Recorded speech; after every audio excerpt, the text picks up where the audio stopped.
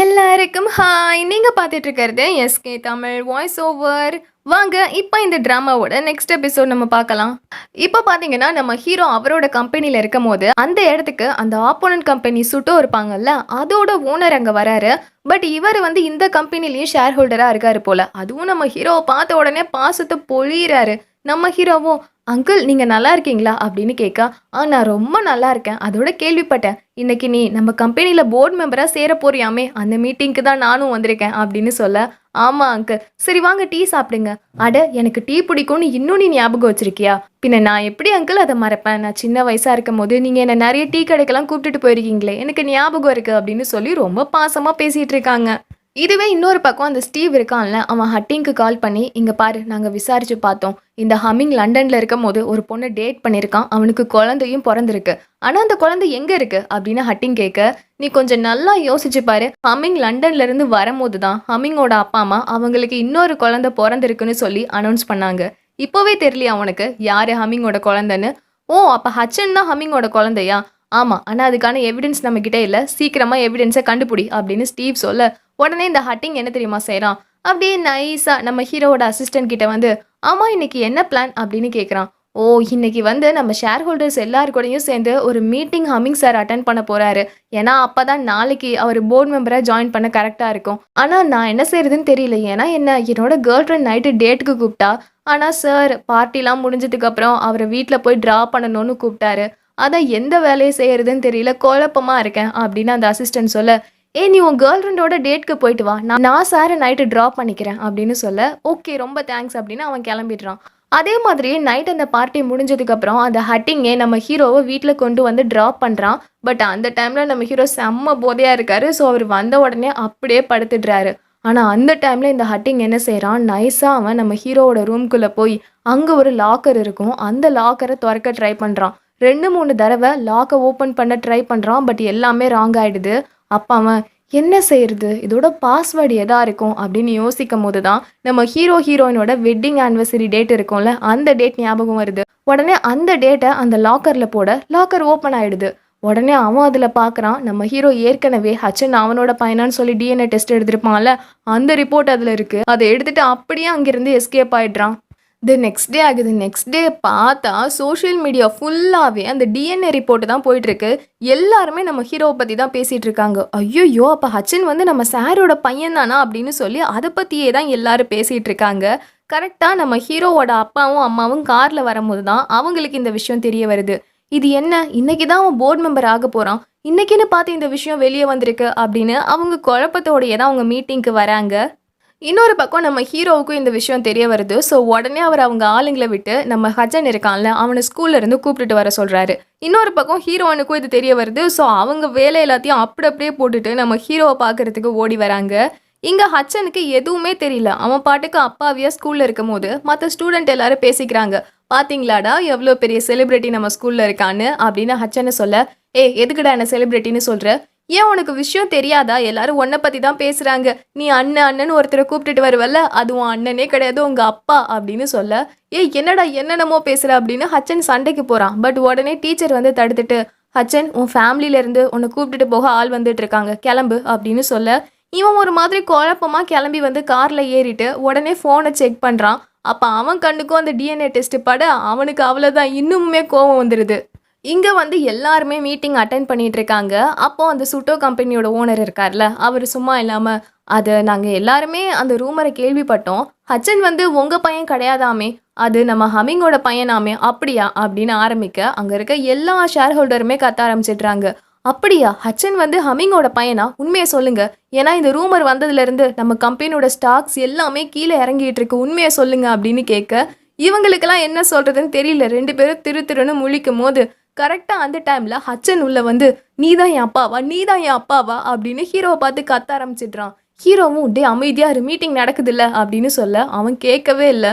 So அவனை எப்படி control பண்ணுறதுன்னு தெரியாமல் நம்ம ஹீரோ அவனை அப்படியே தோல் மேலே தூக்கி போட்டுட்டு வேகமாக மாடிக்கு வர, நீ தான் என் அப்பாவா சொல்லு, நீ தான் என்னோட அப்பாவா சொல்லு, எங்கள் அம்மா எங்கே சொல்லு சொல்லு அப்படின்னு சொல்லி அப்படியே ஹச்சன் ஆள ஆரம்பிக்கிறான். அப்போ ஹீரோ, ஹச்சன் கொஞ்ச நேரம் சும்மா இரு, எனக்கு புரியுது உன் மனசுக்குள்ளே இப்போது 1000 கேள்வி ஓடிட்டுருக்கும், ஆனால் அதெல்லாம் சொல்கிறதுக்கு எனக்கு இப்போ நேரம் இல்லை, நீ வீட்டுக்கு போ, நான் பொறுமையா வந்து எல்லாத்தையும் எக்ஸ்பிளைன் பண்றேன், ப்ளீஸ் வீட்டுக்கு போ அப்படின்னு அவனை சமாதானப்படுத்தி ஹீரோ அனுப்பி வைக்கிறான். பட் ஹட்சன் ரொம்ப கோவமா தான் கிளம்பி போறான். இன்னொரு பக்கம் இங்க ஷேர் ஹோல்டர்ஸ் எல்லாருமே மீட்டிங்ல அப்படி கத்திட்டு இருக்காங்க. ஹீரோவோட அப்பாவுக்கு எப்படி சமாளிக்கிறதுனே தெரியல. அந்த டைம்ல ஹீரோ தான் வந்து போதும் நிறுத்துங்க, அவருக்கு உடம்புக்கு முடியல, கிளம்புங்க அப்படின்னு சொல்லி ஹீரோவோட அப்பாவை தனியா கூப்பிட்டுட்டு வராரு. அப்ப அவர் ஒரு மாதிரியா உட்காந்துருக்க, அப்பா இந்தாங்க மெடிசன் எடுத்துக்கோங்க, ஏற்கனவே உங்களுக்கு ஹார்ட் ப்ராப்ளம் இருக்குல்ல அப்படின்னு ஹீரோ சொல்ல, எனக்கு வேணாம், எந்த மெடிசனும் வேணாம் அப்படின்னு சொல்லிட்டு சோகமா உட்காந்துருக்காரு. அப்ப அந்த பிளேஸ்க்கு ஒரு லேடி வந்து, சார் நம்மளோட ஸ்டாக்ஸ் எல்லாமே ரொம்பவே இறங்கிட்டு இருக்கு, அதனால நிறைய பேர் ஸ்டாக்ஸை வித்துட்டாங்க, வித்த ஸ்டாக்ஸை சுட்டோ கம்பெனி வாங்கிட்டாங்க அப்படின்னு சொல்ல, என்னடா இது வேக வேகமா இவ்வளோ நடக்குது, என்ன செய்யறதுனே புரியலையே அப்படின்னு இவங்க யோசிக்கும் போது, இன்னொரு பக்கம் ஹட்சன் வந்து கார்ல போயிட்டு இருப்பான்ல, நம்ம ஹீரோட அசிஸ்டன்ட் தான் காரை ஓட்டிட்டு போவான். பட் பாதியிலே ஹட்சன் சிக்னல் போட்டிருக்கும் போது கார்ல இருந்து இறங்கி வெளியே ஓடி போயிடுவான். அவன் எங்க போனானே தெரியாது. இந்த அசிஸ்டண்ட்டும் எங்கெங்கேயோ தேடி பார்த்துட்டு கடைசியில அவன் காணாம போன விஷயத்த நம்ம ஹீரோ கிட்ட ஃபோன் பண்ணி சொல்ல, உடனே ஹீரோ என்ன செய்யறான்னா போலீஸ் கிட்ட கம்ப்ளைண்ட் கொடுத்துட்டு நம்ம ஹீரோயின் கிட்டேயும் சொல்லிட்டு வேகமா இந்த விஷயத்த சொல்றதுக்கு அவன் வீட்டுக்கு வரான். அப்ப ஹீரோவோட அம்மாவும் ரொம்ப பயந்து போயிருக்காங்க. அப்ப அவனும், அம்மா கவலைப்படாதீங்க, இப்ப அப்பா எப்படி இருக்காரு, அது அவர் மேலதான் இருக்காரு, ஹட்சன் காணாம போனதை நான் இன்னும் சொல்லல, இல்ல இப்போதைக்கு சொல்லாதீங்க, நான் போலீஸ் கிட்ட கம்ப்ளைண்ட் கொடுத்துட்டேன், இன்னொரு பக்கம் ஷூயனும் ஹட்சனை தேடிட்டு இருக்கா, சீக்கிரமா நாங்க கண்டுபிடிச்சிட்றோம், கவலைப்படாதீங்கம்மா அப்படின்னு சொல்லிட்டு இவன் வரும்போது அப்போ கரெக்டா ஹீரோவோட ஃபோனுக்கு ஒரு மெசேஜ் வருது. அதுல ஹட்சனோட பேக் மட்டும் ஒரு பழைய பில்டிங்ல இருக்க மாதிரி. இதை பார்த்த உடனே ஹீரோ இன்னும் பயந்து போய் மறுபடியும் போலீஸ் கிட்ட கால் பண்ணி அந்த விஷயத்த சொல்லிட்டு நம்ம ஹீரோயின் கிட்டேயும் சொல்லிட்டு வேகமா அவர் அந்த பழைய பில்டிங்க்கு தான் போயிட்டு இருக்காரு.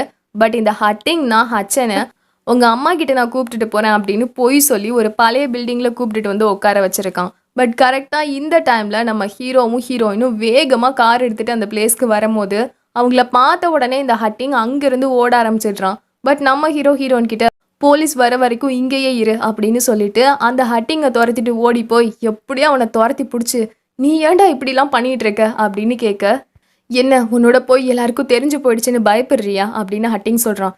அதெல்லாம் இருக்கட்டும், ஹட்சன் எங்க இருக்கான்னு சொல்லு அப்படின்னு கத்தும் போதே நம்ம ஹீரோவுக்கு ஃபோன் வருது, ஹட்சனை கண்டுபிடிச்சிட்டோன்னு சொல்லி. ஸோ வேகமா ஹீரோ ஓடி வரான். போலீஸ் போய் அங்கே ஹட்சனை சேஃபாக கூப்பிட்டுட்டு வந்துடுறாங்க. உடனே ஹீரோ கிட்ட போய், ஹட்சன் நீ ஓகே தானே, நல்லா இருக்கியா அப்படின்னு கேட்க, ஹட்சன் வாயே திறக்கல, அப்படியே இருக்கான். சரி வாங்க போகலாம் அப்படின்னு ஹீரோ ஹட்சனை கூப்பிட்டுட்டு பில்டிங்ல இருந்து வெளியே வந்தா அங்கே அவ்வளோ ப்ரெஸ் நின்றுட்டு இருக்காங்க. உண்மையை சொல்லுங்க ஹட்சன் உங்களோட பையனா, உண்மையை சொல்லுங்க அப்படின்னு சுற்றி சுற்றி எல்லாரும் கேட்க, இவ்வளோ நேரம் சும்மா இருந்த ஹட்சனுமே உண்மையை சொல்லு, நீ தான் என் அப்பாவா அப்படின்னு அவனுமே கத்த ஆரம்பிச்சிடுறான். இதை கேட்ட பிரசுமே, பாத்தீங்களா அவனே கேட்குறான், உண்மையை சொல்லுங்க, அவன் உங்களோட பையனா, அவன்கிட்டயாவது அதை சொல்லுங்க அப்படின்னு கேட்குறாங்க. அப்போ ஹீரோவும் வேற வழியே இல்லாமல் ஹட்சனை பார்த்து, ஆமாம் நீ என்னோட பையன்தான் அப்படின்னு சொல்லிடுறான். இதை கேட்ட உடனே சுற்றி இருக்கவங்க இன்னும், ஓ அப்போ அது உங்கள் பையனா, அப்போ அந்த பையனோட அம்மா எங்க, ஷூயன் உங்களுக்கு இந்த விஷயம் தெரிஞ்சுதான் அவரை விட்டு பிரிஞ்சு போகிறதா இருக்கீங்களா அப்படின்னு சொல்லி ஹீரோயின் கிட்டேயும் கேள்வி கேட்க, டக்குன்னு ஹீரோயின் வாயை மூடுங்க, ஹட்சன் என்னோட பையன்தான் அப்படின்னு சொல்லிடுறா. ஹீரோவுக்கே ஒரு நிமிஷம் ஒன்றும் புரியல. பட் நம்ம ஹீரோயின், இங்க பாருங்க உங்களுக்கு கேள்வி கேட்குறேன்னா நீங்க கம்பெனியில் வந்து கேளுங்க, சின்ன பையனை வச்சு இப்படிலாம் பண்ணிட்டு இருக்காதீங்க, நான் அப்புறம் போலீஸ்ல கம்ப்ளைண்ட் கொடுத்துருவேன் அப்படின்னு சொல்லி நம்ம ஹீரோயின் ஹட்சனை தூக்கிட்டு அங்கிருந்து கிளம்பி போறா.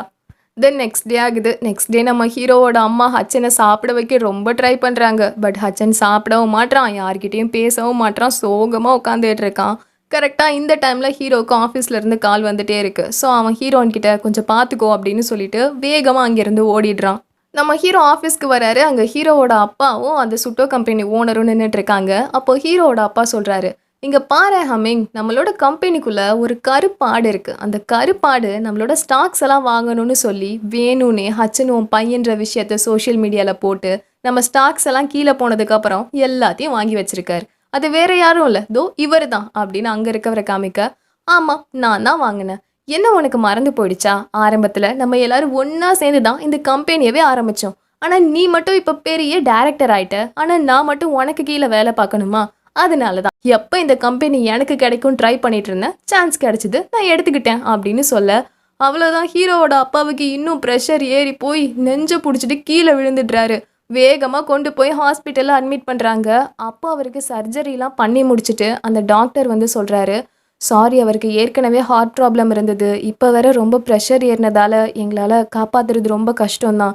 என்ன சொல்கிறீங்க அப்படின்னு கேட்க, இல்ல எல்லாத்துக்கும் தயாரா இருந்துக்கோங்க அப்படின்னு சொல்லிட்டு அந்த டாக்டர் போயிடுறாரு. பாவம் ஹீரோவோட அம்மாவுக்கு ரொம்ப கஷ்டமாயி அழ ஆரம்பிச்சிடுறாங்க. அப்ப ஹீரோவும், "அம்மா அழாதீங்கம்மா. நம்ம அப்பா கண்டிப்பா கண்ண தொறந்துருவாரு" அப்படின்னு சொல்ல, "உங்க அப்பா இத்தன வருஷமா இந்த கம்பெனிய கஷ்டப்பட்டு பாதுகாத்தாரு. அதுக்காக எவ்வளவோ பிரச்சனைகள அவரு தாண்டி வந்திருக்காரு.